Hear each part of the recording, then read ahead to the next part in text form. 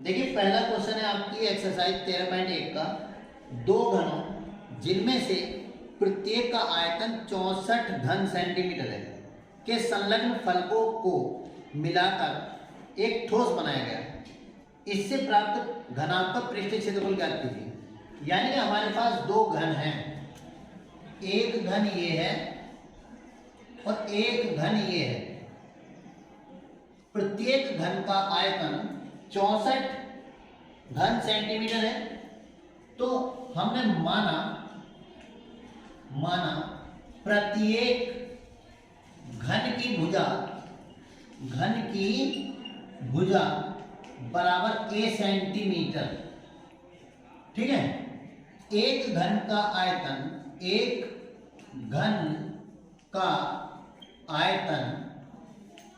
बराबर 64 सेंटीमीटर की घात 3। देखिए जब हम इन्हें दोनों को जोड़ेंगे तो जोड़ने के लिए इसके द्वारा बने घनाभ की जो लंबाई या संपूर्ण पृष्ठ निकालना है, तो उसके लिए हमें घन की भुजा की आवश्यकता होगी। तो हम लिखेंगे घन का आयतन बराबर भुजा की घात 3 बराबर 64। तो यानी भुजा हमने क्या मानी है, a की घात 3 बराबर 64। 64 के टुकड़े करेंगे, 4 की घात 4 चौक 16 चौका 64, a की घात 3 बराबर 4 की घात 3। घनमूल लेने पर, क्या लेने पर, घनमूल लेने पर, ठीक, तो a बराबर 4 सेंटीमीटर। अब देखिए इसकी भुजा 4 सेंटीमीटर, 4 सेंटीमीटर, 4 सेंटीमीटर और ये भी 4 सेंटीमीटर, ये भी 4, ये भी 4, ये भी 4। जब हम इन दोनों को बराबर में मिलाकर के रखेंगे, तो 4 सेंटीमीटर ये है और 4 सेंटीमीटर ये है, 4 सेंटीमीटर ये है। तो बने घनाभ की लंबाई कितनी हो जाएगी, 4 प्लस 4 यानी कि 8 सेंटीमीटर। लिखेंगे सटाकर रखे घनों से बने घनाभ की लंबाई L बराबर 4 प्लस 4 यानी L बराबर 8 सेंटीमीटर। अब देखिए चौड़ाई तो इसकी इतनी रहेगी क्योंकि सटाकर ही तो रख रहे हैं। तो हमारे लिखेंगे बने घनाभ की चौड़ाई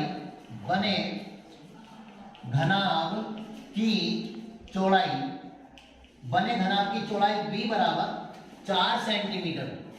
यानी कि ये चेंज नहीं होने की, ये तो हमारी 4 सेंटीमीटर रहेगी और ऊंचाई भी उतनी ही होगी। बने घनाभ की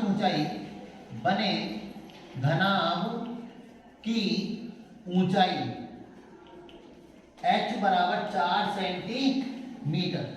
तो वो पूछ रहा है बने घनाभ का संपूर्ण पृष्ठ। तो लिखेंगे बने घनाभ का संपूर्ण पृष्ठ बराबर सूत्र होता है इसका, 2 ब्रैकेट में LB plus BH plus HL। ठीक, दो ऐसी, L का मान है मेरे पास 8, B का मान है मेरे पास 4। देखिए इनके बीच में कोई चिन्ह नहीं है, इसलिए गुणा का चिन्ह लगाएंगे हम। जब दो संख्याओं के बीच में या दो वेरिएबल के बीच में कोई चिन्ह नहीं होता तो हम गुणा का चिन्ह लगाते हैं। प्लस B का मान 4 और H का मान भी 4, प्लस H का मान 4 और L का मान 8। ठीक, दो ऐसे, 8 चौक 32, 4 चौक 16 प्लस 4 अट्ठे 32। दो ऐसे, 2 और 6 8, 8 और 2 10, हासिल 1, 3 और 1 4 और 3 7 और 1 8। भाई 3 और 3 6 7 और 1 हासिल 8, 80 दूनी 160 वर्ग सेंटीमीटर। यही हमारा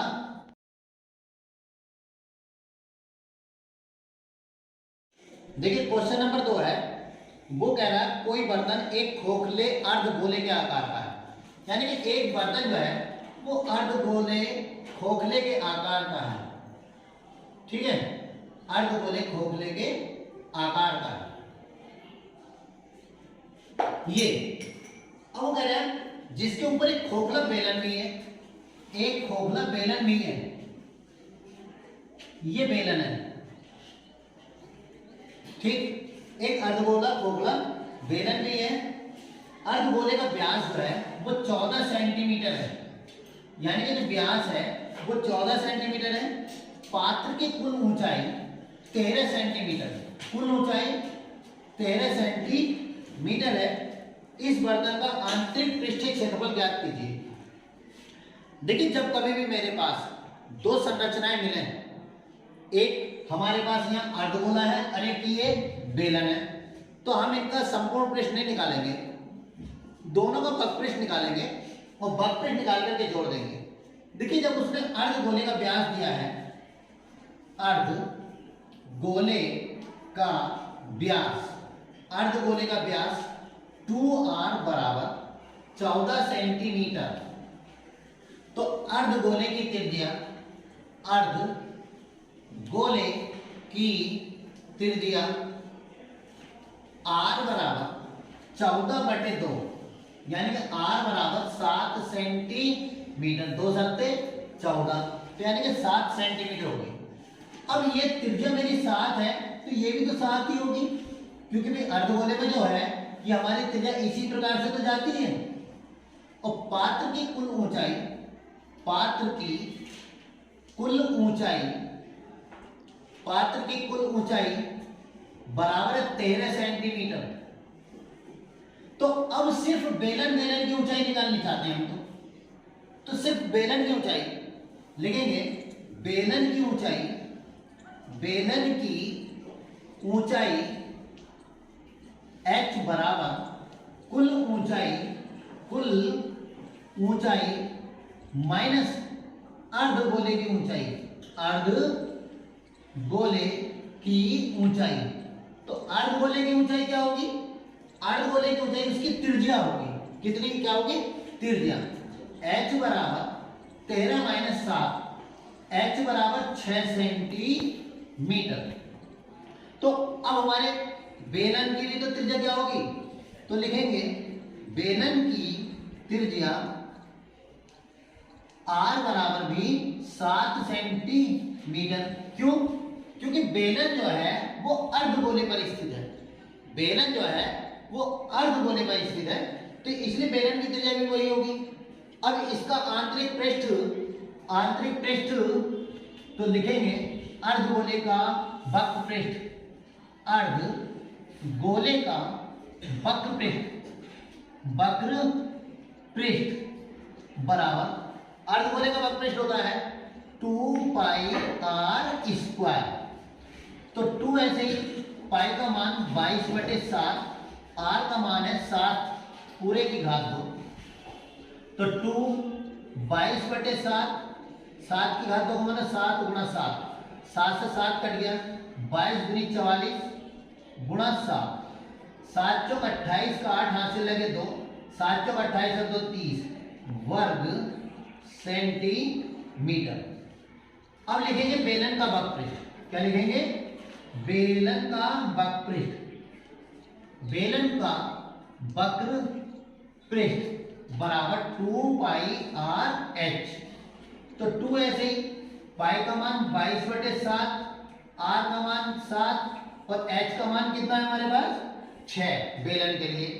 तो 7 से 7 कट गया, 22 दूनी 44 गुणा 6, तो 6 चौक 24, 6 चौक 24 और 2 26 वर्ग सेंटीमीटर।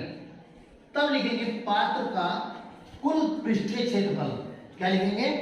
पात्र का कुल पृष्ठीय क्षेत्रफल। तो लिखेंगे पात्र का कुल पृष्ठीय क्षेत्रफल बराबर 308 प्लस 264। तो 8 और 4 12 का 2 हाथ से लगा 1, 6 1 7, 3 और 2 5 वर्ग सेंटीमीटर।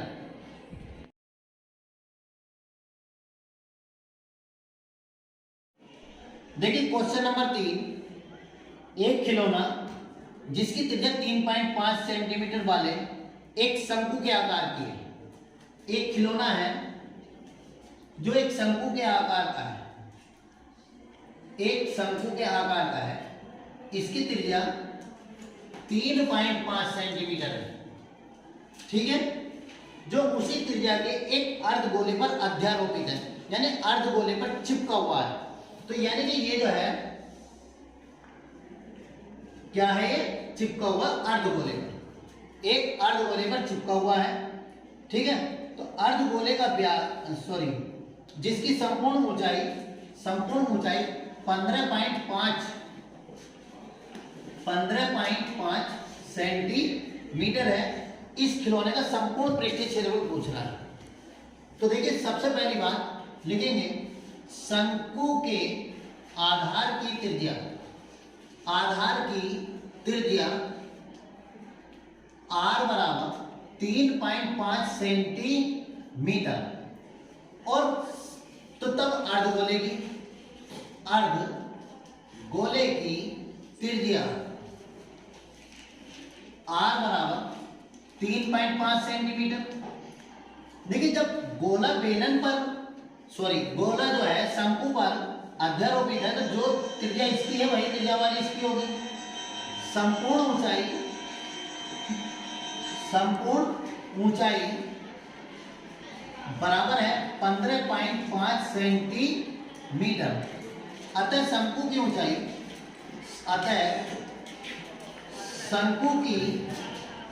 ऊंचाई h बराबर 15.5 माइनस 3.5, तो कितने आ गए, 12 सेंटीमीटर। तो ये हमारे 12 सेंटीमीटर आ गए। ठीक है, तो वो कह रहा है इसका संपूर्ण पृष्ठीय क्षेत्रफल के लिए हम इसकी L निकालेंगे। तो पहले लिखेंगे शंकु की तिर्यक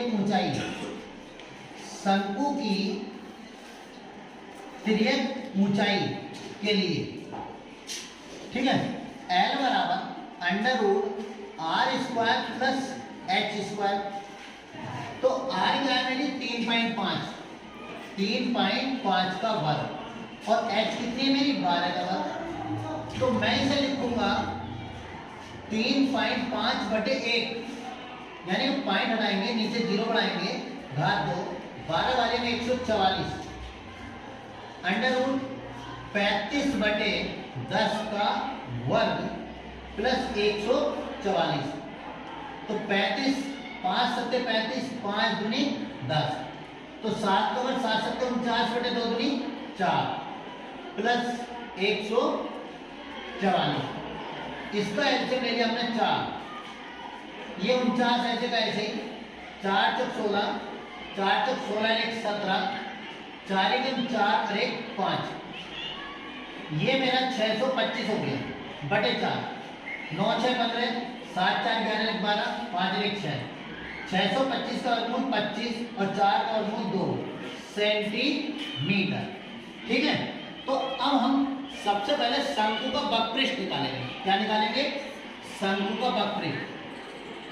शंकु का वक्रपृष्ठ बराबर पाई आर एल।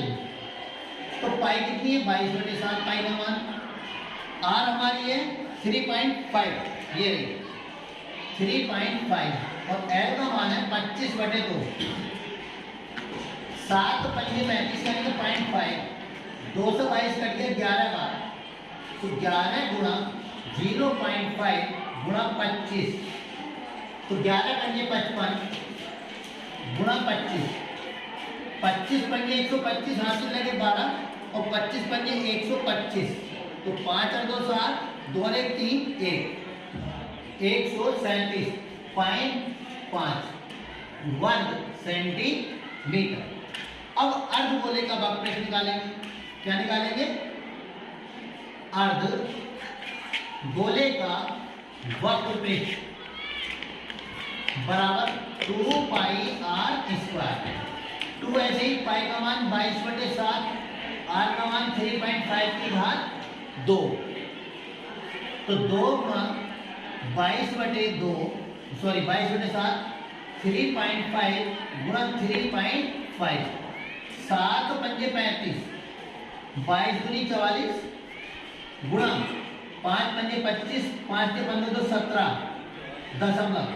अब 44 की 175 से गुणा कर लीजिए, 44 से 4 पंजे 20, 4 से 28 तो 30, 4 एकम 4 और 3 7।